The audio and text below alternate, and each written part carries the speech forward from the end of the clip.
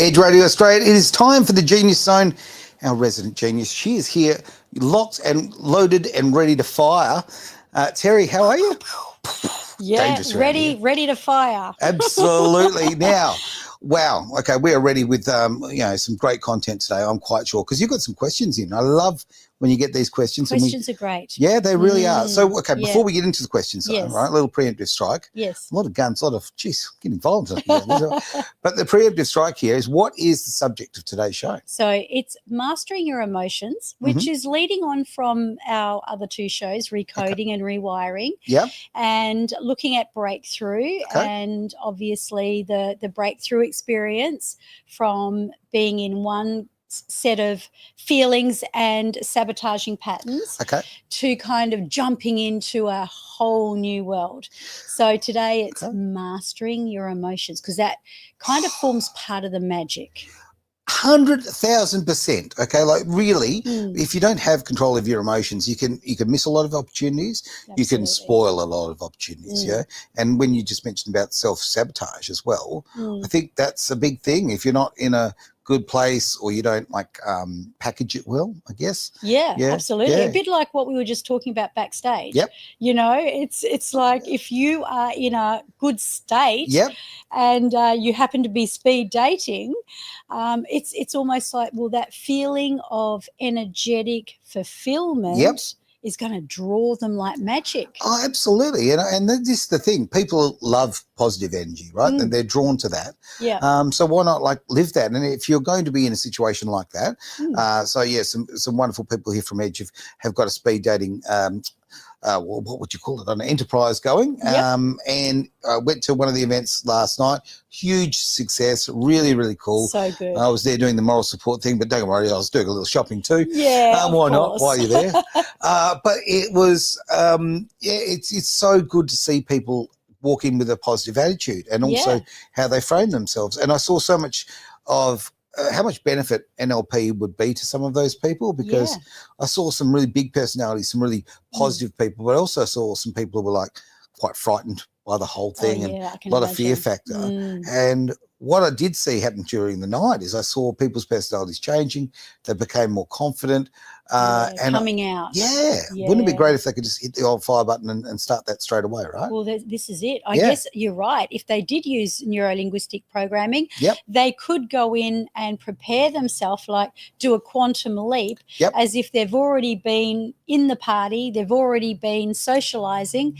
And so their subconscious mind thinks, I've got this. And so by the time they walk in with that more, kind of relaxed, and I'm really comfortable in my own skin kind of attitude. Well, I wasn't actually participating in the dates last night, as strictly speaking. I obviously had some conversation with people, and that was fun, but that wasn't kind of my role. But when I got in the car and I drove there, I drove with a big smile on my face, because I just thought, okay, tonight's going to be interesting. I'm going to meet people I've never met before. We're going to have some good conversations. It's going to be fun, right? Awesome. So I'd already pre-framed myself ready for a good time. Much like, every year we do this, we all have these ridiculous expectations of New Year's, right? Okay, we all, how about we go in with more of a realistic, and I'm not downplaying it by any stretch of imagination, but we upplay New Year's. Well, how about we upplay just a normal day of the week, right? Well, this is true. Why not? Expectations, I believe, can be a real disappointment killer. Oh, no and doubt do you about reckon that people kind of went in with high expectations? Some did, some probably unrealistic as well. Okay. But I saw some really positive attitudes. There's no question. It was actually quite, I don't know, it was pleasing to see. Because for a start, what a great opportunity to be in an environment when everyone's not on their phone. Well, this is true. I had to see definitely people. True. Did you have to kind of put it in a basket or something? No, like you do? That's a different kind of party. Now, come on, Terry. No, you didn't. But it was great to see people weren't on their phones all the time. There wasn't Googling everything. You weren't Spotifying everything. I encourage people to listen to Edge Radio Australia at every opportunity. Of course. But in the middle of a date, not so much. Focus on the girl. Focus on the guy. You've got to be present. Because they know you've got to be be there with them. And also, a lot of people are frightened because they think that they're not great conversationalists, like the one you were telling me about, the guy before backstage. In another time, obviously going back in your past. And if he was afraid that he didn't want to go into the party sort of thing because he couldn't communicate or was feeling, insecure about himself.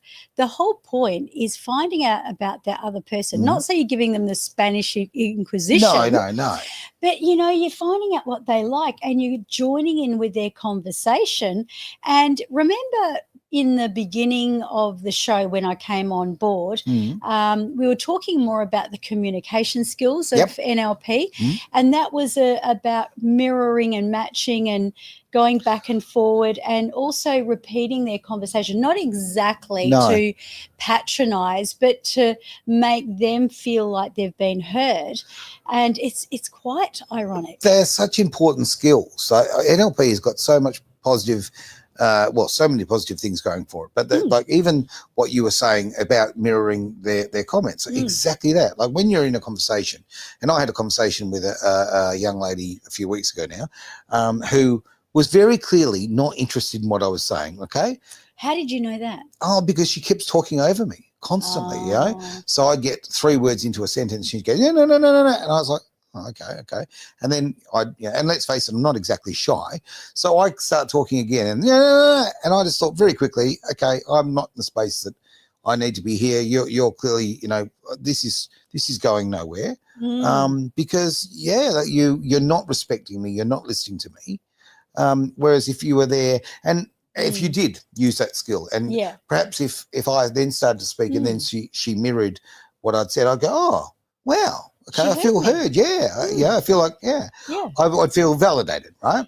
That's right. 100%. Yeah. Do you know, with that, the psychology behind it is she may be naturally a serial interrupter. Right. I mean, I have been guilty of doing that, and it happens more so. Wait for it, Aaron. It happens more so when you're nervous, or when a person's nervous. Yeah, because they're not present. Like you're confident enough to be present, and they're with her, and then you're speaking naturally. Yeah. Okay. And she could have been anxious about what she was going to say next. So instead of listening to you, she's kind of thinking up in her mind about what she's going to say. Well, we so often do this, okay? A lot of people will be listening to answer, not listening to actually take it in. And there's such a big distinct difference, right? Yeah. And I was very, very guilty of this myself years ago.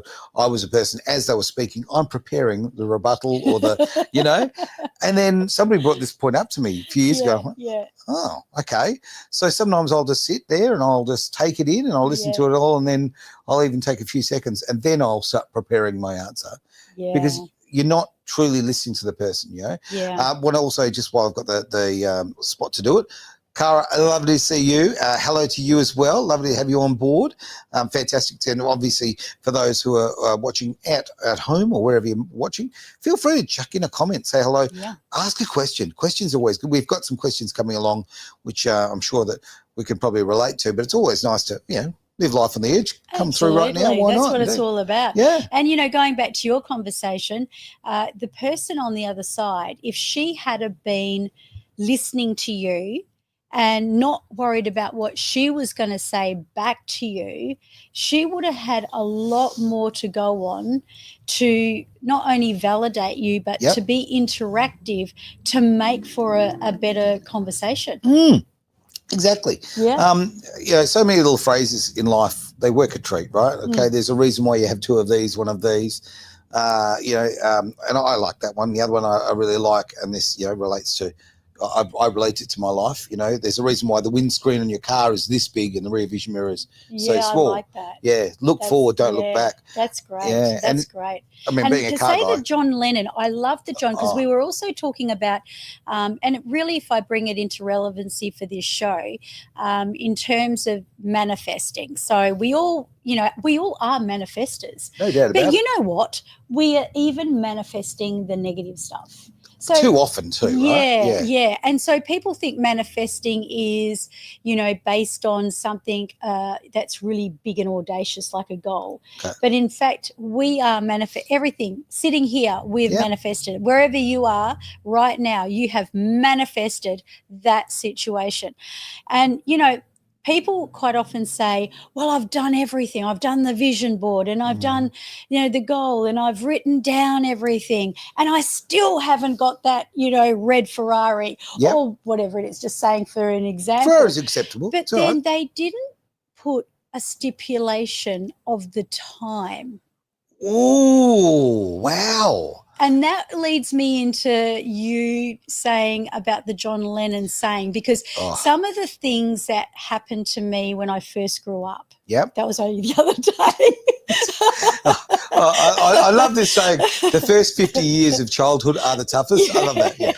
Nails it. Yeah, but seriously, when I did first grow up, like I was actually in my 20s, right? I was finding that a lot of stuff where I spent in my childhood watching certain movies, doing certain things, began evolving for me. Okay. And, but it happened 10 years later. Right. Or, you've got to stipulate. So it's in that moment where, okay, you've put the goal out there. If you haven't put a time frame on it, it's like, remember releasing and letting it go. And then the John Lennon saying, life's what happens while you're busy making plans. John Lennon. Boom. John Great Lennon. Statement. Absolutely nailed it. That man was a pretty reasonable poet in his day, let's face it. Yes, absolutely. But the time limit thing's really interesting too. I really actually take value from that, because I've given myself goals at particular points in my life. Okay, I wanted to have this achieved. I wanted to own this, whatever it happened to be, right? And there was a car, okay, that I wanted, and I just decided at the age of 12 that I wanted this car, right? And everyone's like, that's ridiculous, no chance it's going to happen, whatever. And I said, no, I'm going to get this within 10 years. And I remember my mate just laughing at me, as a 12-year-old kid. We're out fishing underneath a bridge, and I saw this car and I said, I'm going to have one of those. I'm going to have one of those in 10 years. Well, I bloody well did it. Right? But you put a time on it, because I put a time on it, yeah. And I think about myself, other things in my life that I've done, which I haven't put the time limit on. So maybe it's probably a good thing to do. Now, I've got a comment that's come in from Cara. Cara is on fire today. Now, let's have a look. There we go. The front car window and rear analogy, and don't look back, looking forward, is 100%. In fact, so 100%, she's written it twice. You mean that. I love that. It's the first time you've heard that one. Look, I'm a car guy, so if I can relate anything to a car, I will. Or so driving. If you're hypnotising Aaron, you got to do it with cars. Absolutely. His subconscious will go, and that's 100%. why even when you're talking and communicating with people, by you speaking their language and listening to them and interacting and playing back what they've said makes you the most interesting person in the room. Well, yeah, and it's nice to have an interest in another person. I think that's so important, right? Like conversations are very dull if they're one way. And I know that there's people out there who have, in their psychology that they only really want to hear themselves speak. And some of us in life, like myself, who probably talks far too much, maybe there's a perception that, you love the sound of your own voice. Well, no, I actually, far from it. In fact, I like engaging others. I think that I like to talk to people to fire them into talking about what they're passionate about, what's important to them. So it just comes back to that. And something, if you were as quiet as a mouse and you sat back and you didn't have that kind of mastery, then you cannot illustrate and inspire the other person. So quite often when a person is like yourself, you're very good at making conversation, you're very congenial, you're very jovial, all those kinds of things, you're actually bringing the best out of other people while you're with them, and that's inspiring them because it's inspiring them from your conversation, and then it sort of goes from there. Yeah, well, it's human experience, right? Yeah. And it's like finding a partner in life, okay? People go, I've got to have this in common. Why have all these things in common? And I'll tell you why. Why, would I want to meet a girl who is the female equivalent of me? Hell no.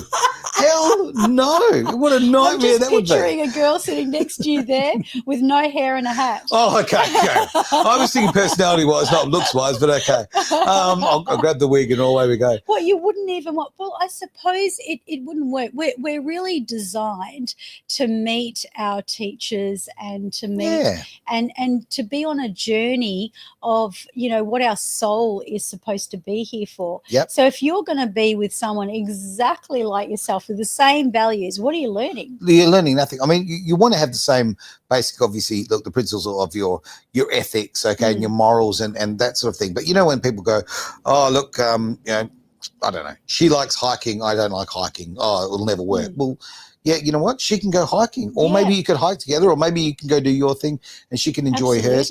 You don't have to have all of these. People, I'm so sick of hearing this. Oh, box ticking. Oh, they ticked that box. Gosh. 5 minutes watching that Married at First Sight will tell you, how bad that is.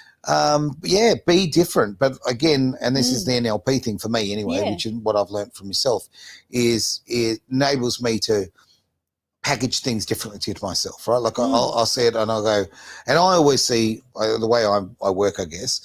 Whenever we talk about NLP, I literally, in my mind, I can see an old-fashioned telephone exchange with the plugs. I like that. Yeah. So if you're plugged into somebody or one way of thinking, and then you're going to go, well, okay, this is not working for me, right? Yeah. Okay, I'll just sort of unplug it, move it a couple up and plug it in somewhere else. So true. I love that because that's the whole rewiring too, the metaphor. Yep. And really, if that's not working, why not take it out and reconnect it That's right. into the right wire? And, our brain is a software. Yeah. And we can choose to have a remote control too. Right. Or a lot of viruses. Absolutely. Delete. Exactly. Good old control, alt delete. Yes. It's so true. Do you want to jump into the questions? What do you reckon? I reckon. Let's do that. All right, let's go over here. Now, again, you've been wonderful. Pop those up on the screen. So let's have a look. All right. So we have Ethel. That's a name we don't hear very often. It's very old school, very classic. I like that. From New York City. Hey. Not even the whole state. We've narrowed it down to the city. Now, Ethel I'm a self-employed coach caring for my sick father at home. That's a big challenge. I'm completely overwhelmed and stuck in my business. How can I move forward when life feels so heavy? That's a biggie. So, confession here, it really is Ethel, but that's her business name. Okay. And I do know Ethel. Right. And she is in the US, so she'll be sleeping right now. And I really wanted to address this question with her. Okay. And that is that overwhelm. I feel like the operative word here is overwhelm. Sure. And quite often with the emotional mastery, people fall into being overwhelmed and they allow themselves to just be overwhelmed by the overwhelm. Yeah. If that makes sense. No, it makes sense. But when you pull it apart and you look at, well, I'm overwhelmed. Okay, firstly, yes, you've admitted that. But the question is, what is overwhelming? And has she mentioned anxiety in there? Because I do believe bring it up there. Let's have there is an association. I'm not saying, Ethel, this is for you. No, Ethel hasn't mentioned that. But you didn't mention it to me either. But in relation to anxiety, what happens is it's like you have multiplied. So overwhelm is usually caused by being pulled in more than one direction. Okay.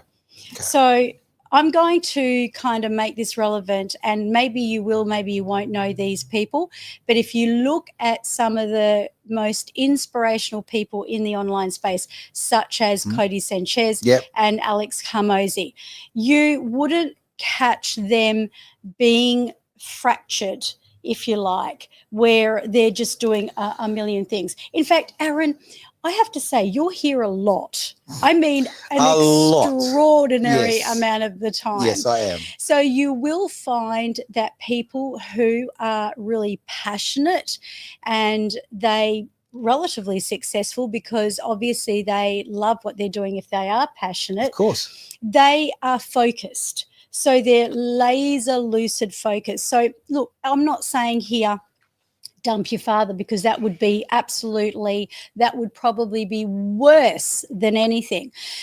But you know what you can do? You can create boundaries where you are allocating your focus on your coaching business. Okay. So if, for example, and I know you've got such a huge vision to change the face of so many other coaches and healers' lives, and it's through funnels, building out funnels and stuff like that. So I could use you, for example, Ethel. Never know. And you're utilizing me to help you through and transform and break through this element. And interestingly enough, I mean, without going into too much detail, because I'll be coming on the show about that in a few weeks, but I'm in a very similar situation. Only it's not my father, it is my husband. So, you know, what do you do to manage it? You've really got to be a little bit black and white when it comes to wanting to really master what you're doing. So my suggestion is, number one, what are all the multiple things where you are stretching yourself? So, for example, if you've got dad on one side and you've got your business on the other, you've got to learn to say no to a lot of things. You've got to learn how to say no. Which is so hard. I mean, it's, honestly, I'm almost jealous of people who find comfort in doing that. It's my default setting to yes, and yes, we can do it. I'll make it happen. So often that's the worst thing you can do. But, you know, when you look at really horrendously fanatical people, you'll find, and I'm not suggesting this, but there is blinkers. So they're literally tunnel visioned. So they'll ignore the world. It won't even be that they'll need to say no, because they won't even see it. Wow. I mean, that's a good place to go. I know I actually completely can identify with that. I think, sometimes, and you've got the blinkers on, simple. And in the current world that we have, where a lot of us work, from home, for argument's sake, I don't know anything about Ethel's business, but, I would assume that there'd be a lot of working from home. Yes. So separating business and home is extremely hard, and if you're looking after someone, for argument's sake, they're in the house, separating those two things, it's very hard to put that psychological wall up, right? Yes. So that whole story of having a space that is just for work, you go in there, you close the door, and that's I'm there, right? That's that's where you're working. Yes. I think that's important to do in these kind of situations. I think anyway. Otherwise, if you were a coach like myself, you could integrate it in and make it part of what you're doing. So it could actually become a part of your healing or your crusade or your mission. But I understand that if you're building funnels and doing that kind of administrative sort of work, which I know Ethel is doing, it's going to mean allowing yourself to be in a position where you're doing a hierarchy of priorities. Right. Yeah. You know what I mean? Yes, definitely. So, you know, you've got, maybe dad up here and then your business. And, you know, that's where you've got to learn to kind of shut out the world.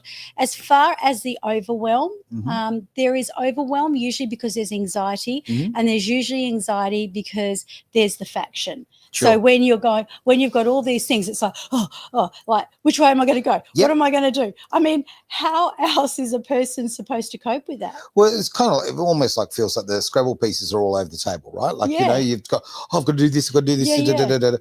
Whereas if you kind of put them into words, it might be a little easier and you can narrow it down a little bit more. Yeah. And did you know our brain, like people who are actually neurodivergent, did you know, like Elon Musk would be like this, he would use more of his brain than the ordinary person. Oh, no doubt about it. Yeah. You know, I can't remember what the percentage is that we use of our brain, but I reckon if, say, it was 20%, he'd be probably using 50. When I grew up, when I was a boy, back in the old days, I remember in school we were taught that humans use 5% of their brains. Now, I've been told that figure's been updated, so it's been a while since I've been at school, but that I was thinking, what, like, it's such a small part of your brain. And obviously different hemispheres as well, you know, how that breaks down. So there's so much more capacity, you know, tap into it. And the weird thing is that we're governed, our emotions are governed by our subconscious, not by our conscious. Because consciously, do you want to be anxious? Do you want to be sabotaging? Do you want to be, feeling? Of course you're not. No. Nobody says that. Nobody deliberately tries to stuff up their life or anybody else's. So it's governed by the subconscious, and the subconscious doesn't have so many filters. So, like how much we use of our brain. Yep. So it kind of brings in all of the stuff. And you have to talk to your subconscious. You literally, really, it's talking with yourself. It's really processing. Now, what is this overwhelm? Where is this overwhelm coming from? What does this overwhelm actually feel like? And if you're, a funny person, you might say, well, it feels like overwhelm. but then you've got to really be very NLP-ish and say, well, what does that feel like? And, and no more and thens. But you've got to keep on traveling down like we were doing with the why. Only you're doing it with the emotions until you're really narrowing it down so you can realize that you're not that overwhelmed really. And you're only a human being. Ethel, you're only human, my girl. So you can only do one thing at a time. So hierarchy, prioritize it. Say to yourself, ask yourself the question every morning, what is the most important thing that I would like to achieve today? Right. I think that's brilliant advice, full stop. One thing I would say I want to throw forward is I used to kind of berate myself for when, like say if I did feel overwhelmed and then I didn't achieve the things that I wanted to in that day, I would actually berate myself, and be quite harsh on myself. And I still do it a little bit, but I'm much better than I used to be. And I think that allowing yourself, saying, you know what, it's okay for me not to run 100% today. It's okay that I can back it off a little bit. So you know what? I don't have to be happy every day. I don't have to be productive every day. Okay, I can.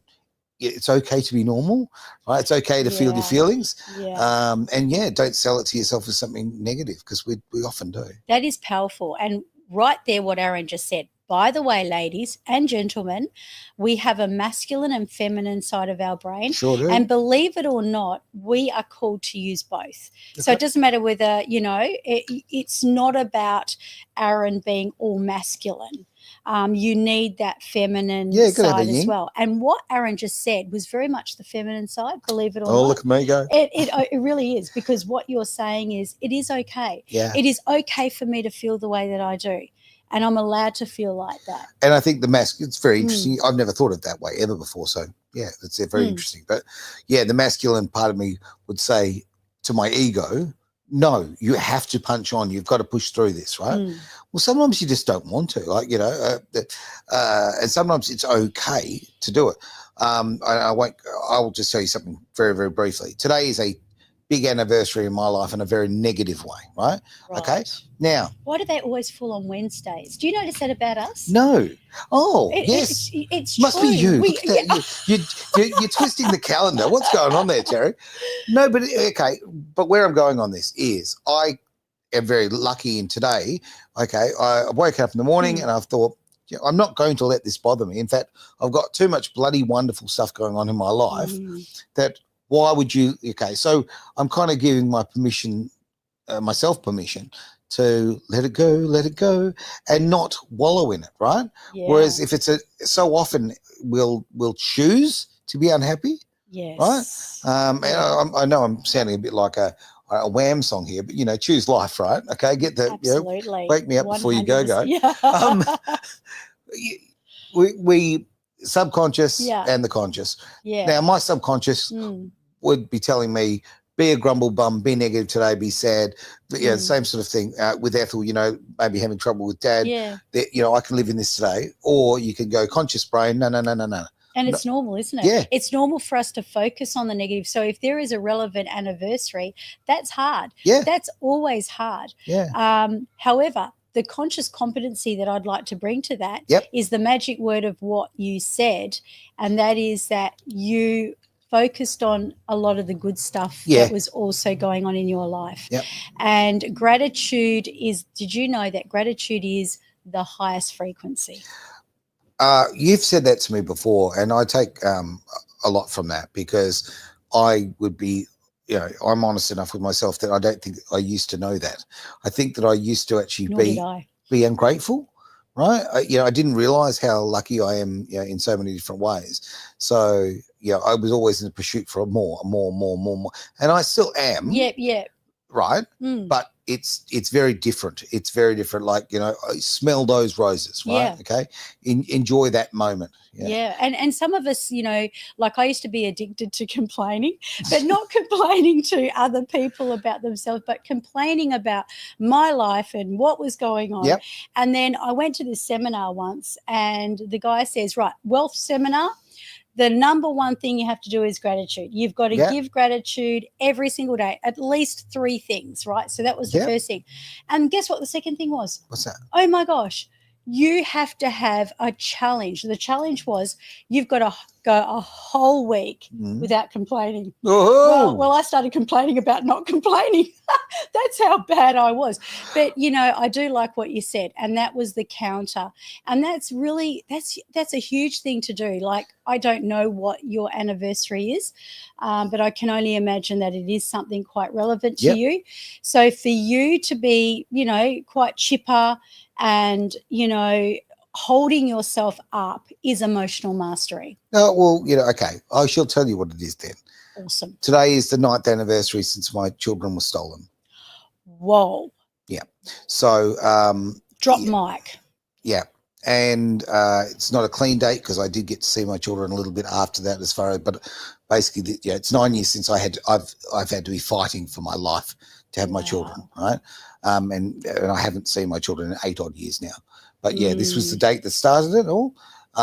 And you think, so, again, okay, I'll mark the date, because obviously, it's a big date. 9 years is a very, very long time, and a horrendous amount of pain, right? But I'm going to, and have been today, I go, no, I'm not going to, I'm not going to let that pain and the person who caused that pain live rent-free in my head. Why would I, right? Exactly. I would rather go and focus on, you said gratitude before, right? Gratitude is such an important thing. So for me, like, and people don't know exactly how Edge works, but we're very much a community-based organization, okay? So many people give their time, so many people volunteer, so many people do so much. And like gratitude, my gratitude for them is incredible. Like, I mean it.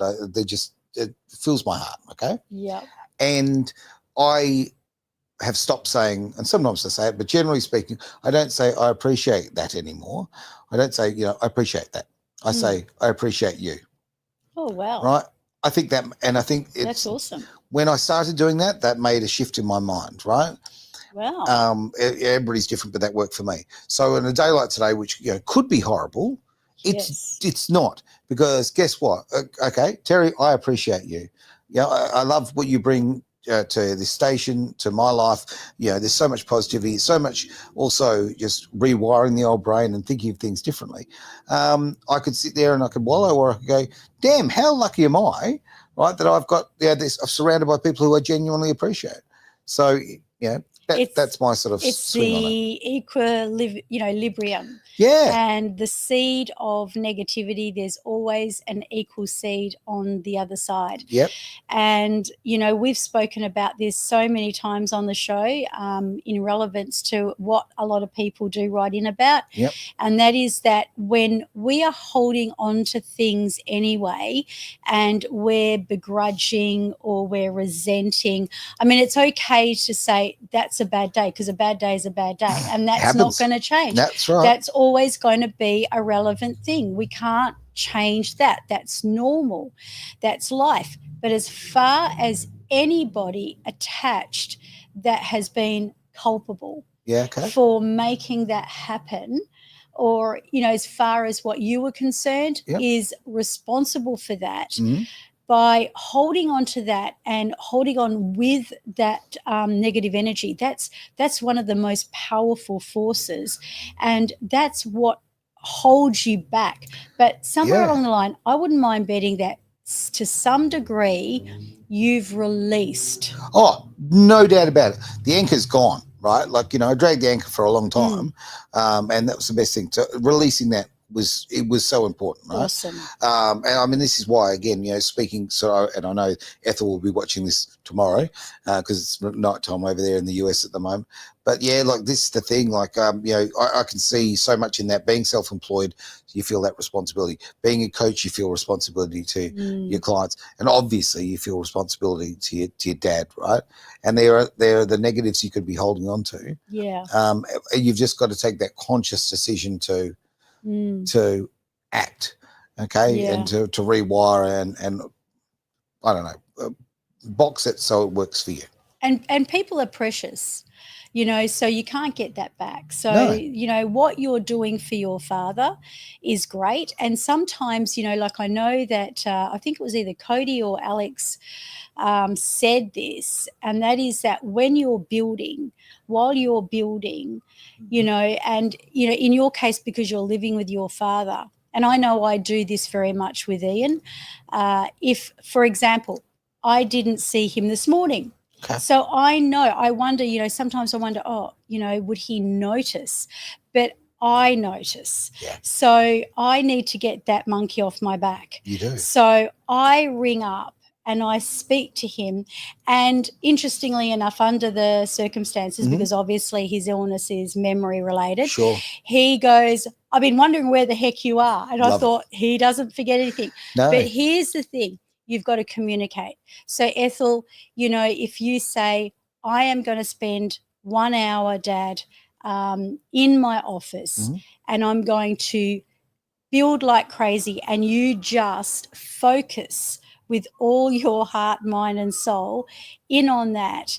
And then that you have communicated, and that you can close the door and you can freely do that and be present. I like it. I like it. Good advice. Let's jump on to another question here. And there we go. This question comes from, now I'm going to probably butcher the pronunciation. Is that Cheryl? Cheryl. Cheryl? Cheryl? Just never seen it spelled that way. Cheryl. It looks a little exotic. It does actually. It could be Cheryl. Yeah. It could be French. I like that. There we go. All the way, after we've just butchered your name, lovely to have you part of the show. All the way from Queensland there, Cheryl. Now, you put there, where are we? Terry, I love when you and Aaron talk about turning pain into power, but I struggle with constant anxiety and fear. How can I shift this into confidence and motivation? Well, that is interesting, because there is the anxiety. So if you are feeling a lot of the struggle and the anxiety, my question firstly, Cheryl, would be, what is that struggle? So if you can write that down. So if I'm asking you the question, what exactly is that struggle? Because people generalize, and this is what the subconscious does. It generalizes, it distorts, and it deletes. Did you know that? No. That's what the brain does. Okay. It has to. Otherwise, we'd have all this, like what we were saying before about Elon Musk using, twice as much of his brain, I'm assuming, than the ordinary person. But the fact is that if we didn't have filters, we'd go mad. We would. So those filters, sometimes we've got to remember, like have you ever heard someone say, oh, everyone is ticking me off today, or I do it. Or kids, everyone. What? Yeah. The Queen that is no longer with us. I mean, what do you mean by everyone? So you've got to start breaking down that generalization that we do. We do also distort a lot of things. So distortion is, the struggle and the anxiety. So when you can really come into understanding, well, firstly, what is the struggle? And then once you can really get to the bottom of that, what is it about that struggle that creates so much anxiety? Now, remember what I said before about anxiety being where you're going in multiple different directions, and the brain can't cope with that, because the subconscious is trying to say, oh, this, and this, and we're freaking out. And then that's causing the anxiety. Whereas if we bring it into one thing and we actually say to ourselves, well, what is it that is going to make the difference in my life today? So what can I do? Like, I was asking myself this question yesterday. I can't remember what it was about, but I know I did it. Okay. You know, what's it going to take for me to feel different? What's it going to take? What is it going to take for me to, you know, succeed in whatever you want to succeed in? What is it going to take? So ask that question, because that's a really good question. You may not get an answer straight away, but you will get an answer. Well, the good thing about asking yourself questions is, like, okay, you're going to get the answers you want. Right? No. But it's true, okay, because if you ask the question, you kind of confront yourself a little bit, and you've got to react to that. Yeah, and then you've got to do a little bit of acting and creating and rewiring, which is where, when you ask yourself that question, well, what would I prefer? Well, I prefer to feel good. Okay, but what's good? What does good feel like? So if you were looking at feeling good, and I think she said confidence. Confident, yeah. Confidence and motivation and too. motivation. So what does that look like? Now, if you, I know 100% Cheryl that you will have a memory of yourself where you've been motivated, because we've all done it. I bet you were motivated when you went and, you know, got that car, or when you picked up that car, or when you were racing that car. That's motivated. And anything that we love doing, you know, we'll wake up for. We'll get out of bed. So true. You know? Yeah. That's it. So that's motivation. What will it take? Ask yourself that question. What will it take to be motivated? And what does motivate you? So we've just kind of given a bit of an illustration here. So when you look at what motivates you, you need to channel that energy into that element of seeing yourself confident and motivated, and utilize your resources. Now, you may not feel confident and motivated today because maybe there's stuff going on in your life, you know, because this is what happens, or maybe you're in a really tough season even. So if you're in it, if you're in it, because people do, they, you know, they say, oh, don't talk about a bad day, I've had a bad year, or a bad, you know, they'll even exaggerate and say a whole bad life, and they haven't actually taken out those golden nuggets. But when you break it down and then you begin to ask yourself, use your resources of, what did you look like when you were confident? How did you act when you were confident? Like, if you could remember back to that, like, whereabouts in your body was it? And, you know, how did you walk? You know, because you'll know that on a day when you are confident and motivated, you will literally physically sit different. You walk tall. Your back's straighter and your chest is out, and away you go. So true. So coming back to your old saying, fake it till you make it. I know you didn't make that one up yourself. It's quite popular, but you do say it. And sometimes when you're rewiring, you've got to be able to do that. But you struggle. Like, if you happen to be in a tough season, which I don't know whether you are or not, you've definitely got to zoom out. You know, you've got to go a million miles away from it and zoom out, so that you're not stuck in the intricate detail of all of the shenanigans and all of the dirt. And I love a good shenanigans. So, you know, by zooming out, you're taking yourself out of the picture, and without sounding too woo-woo, because obviously when we do a technique or a modality, we'll do this kind of closed eye, and it'll be, you know, quite transient and hypnotic, so to speak. You're using the techniques that work. But you, in layman's terms, you know, safely can zoom out and do that exercise by looking at it from an objective point of view. What is it about that scenario that is really important for my life, because it's going to take me to where I'm going to end up, like where I'm going to be when I'm motivated, when I'm confident. But I needed this to happen. It's a bit like going through the army, you know, how we talked about, you know, being prepped. And you can't, it's not, you know, tough people, strong people are not made out of cotton wool, are they? They've got to go through strenuous stuff. So, you know, that's what you've got to see. You've got to see your season or your day or your situation as a preparation for your future. Zoom out. Once you can ask yourself the question, Cheryl, what is it that I can take from this? If I could take one thing, what is it doing for my life? You'll find that that'll take you a long way. I like that. It's all very, very sound advice, let's face it. Okay, we'll go to a final question for today. And let's bring it up on the big screen so I can actually see it. There we go. And this is from Dennis in Perth, a local boy. Just drop in, mate. Have a coffee. Okay, come and sit on the seat Why with not? us. Got a spot for you there. Wouldn't that be great? Why not? I'd love that. Absolutely Oprah Winfrey Show. We'll just, Of all shows you could have chosen, but never mind. Yeah. I can't stand Oprah, but that's just me. Fair enough. Now, okay, well, when we're not, got you there on the couch there, we will answer your question there, Dennis. So I'd love to have you there asking a question here. Now, he says, I keep sabotaging myself and numbing reality with alcohol. Can NLP or the work you do help break this cycle? This is a great one.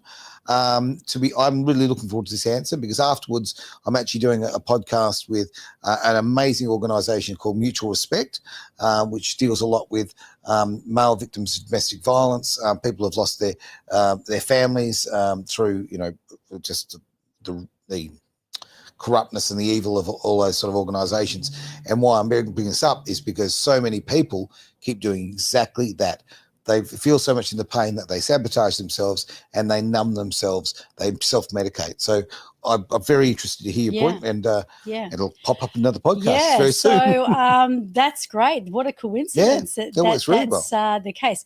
Look, my answer to you would be, is the Pope Catholic, as far as, does NLP and can NLP change it? In fact, when I became a clinical hypnotherapist, it was, I guess, the more accredited style of when people knew that they were going to quit an addiction like smoking, alcohol, or even, weight management, because that was kind of my signature thing when I came out first as a hypnotherapist, and everybody would come for, some addiction. And this is where the Genius Zone did actually come from, because everyone, it doesn't matter whether it was a smoking addiction, a drug addiction, a alcohol addiction, a pulling hair out of your head, and I seen that, a cutting, and that was a really big one. Or whether it was an addiction of, phobia, where you would stay at home and lock yourself in the house and literally not go out. All of these things I saw. These are just little examples. So, something, the universe, God, your subconscious, because they all work on a more of a, a multi-dimensional, they're in the 5-dimensional rather than the 3-dimensional situation. They don't particularly give a damn that you are literally using alcohol, because that's just a resource, so whether it is alcohol, drugs, violence, whatever it is in that way. Everybody is doing what they do for the same purpose, and that is to escape. It is to escape, and somehow or rather, don't ask me about this cutting business. I think the cutting business, because I did actually help young people with that, and it really worked. But obviously with pain when they're cutting, you know what that's doing? It's by them cutting, it's taking this pain away. So really it is just still redirecting the same pain. So it's still like an alcohol thing. Because the alcohol, you obviously see, Dennis, that the alcohol is numbing the pain. And you discovered that somewhere along the line. And one of the things, and I'm going to say this in the way that I'm going to present it so that you can understand yourself a little bit better, because sometimes just self-understanding is great. I would have people, for example, I had one lady that came into clinic, and she came in for weight management, and at the time, I went through my usual sequence with her. And you know what that was about? What's that? It was about her significant emotional traumatic events. look, this is why I use the term self-medicating, okay? When alcohol or drugs or so many things, right? Or sometimes it's exercise. Yeah. You know, some people hit the gym because they're doing, there's all different ways that we do it. Running. Yeah, that's right. This is all self-medicating because you're trying to take away that pain. And exactly. And, you know, she got really grumpy with me. Because remember, she came in for the body. She came in because she wanted to look, you know, hot in her new attire that she was going to be getting into, probably for speed dating. I'm just joking. Maybe. I made that one up. But, you know, she wanted to look good. And she said to me, not in so many words, what has this got to do with the price of eggs going up in China? Because what you are delving into, Terry, has got nothing to do with my body. And she literally got angry with me over it. And I went, you know what? I can give you a diet, but I don't believe in diets because anything with the word die in it anyway, it can't be good, right? And usually when people go on a diet, they usually come off it. Yeah. And sometimes they rebound, so it becomes even worse. And it's the same with alcohol and it's the same with smoking. So unless you can really get to the bottom of the root cause of the issue, that's right, you're not going to heal it so that it sustains. So, you know, she did go along with it and she did allow me to, you know, go into the session and she did do some really deep work and release some horrific trauma. Good. And when she came back, because obviously she didn't drop 10 kilos in a week, that was the sad thing about doing weight management. I never got to see those results except occasionally when, you know, a person would come in and I wouldn't recognize It's a longer term thing. And then it is a longer term thing. But here's the thing. She came in a week later and she said, oh, I don't care about my body anymore, Terry. I just love the way I feel. Wow. Now, the fact is because she felt so light. Now, you know, with the alcohol, yes, I have helped people with alcohol, but it is no different to the smokers. And I know that when you can get to the undergirding problem, so is it safe to do this on your own? What I would probably suggest to you, Dennis, is to consider when you first started drinking alcohol. Now, there was a time when alcohol took over. Okay. And it kind of locked in, so it became a habit. So at first you probably just did it for a bit of a casual drink with your friends and, you know, it seemed like a good idea at the time. But somewhere along the line, it locked in and it took over you. Changed its purpose, didn't it? Yeah, it did. So somewhere along the line, you have then made an association through your subconscious brain that drinking alcohol equals harmony, joy, balance, peace, or even what you were saying before to me about, you know, a person who used alcohol to sort of come out of themselves. It could even be for confidence. So if you can get to the underlying issue of where that started, because I'm sure you can remember when you didn't drink alcohol. Surely you weren't drinking when you were 5, right? You'd hope that would be fairly easy to say. And maybe you weren't drinking when you were 10 either. So if you can kind of get an idea of when that began and even just write it down and say, I forgive myself for using alcohol to numb the pain of what happened to me when Okay. And you know what? I wouldn't be surprised if Dennis can come up with what that I reckon he'll find that. And I want to throw this in. A very close friend of mine was going down the same path, and the damage he's done to his body is horrendous. Like, I won't go into the personals of it.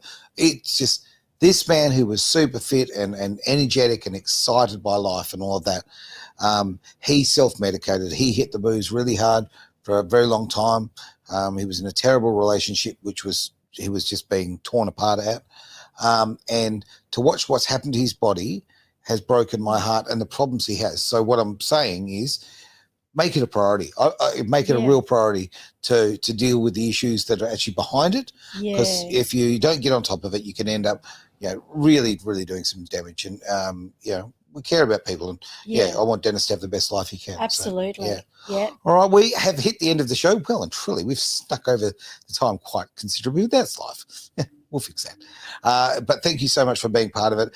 For those who are watching during the night, tomorrow, all that sort of thing, we really appreciate everything that you do. And if you could like, share, and do all those things that YouTube say, that would be great, because it's great to share the message across the world. There is a replay happening on Sunday on the audio side at edgeradioaustralia.com. What time would that be, Terry? That will be 3 p.m. Look at you go. So for now, thanks for being part of the Genius Zone here on Edge Radio Australia. Woo!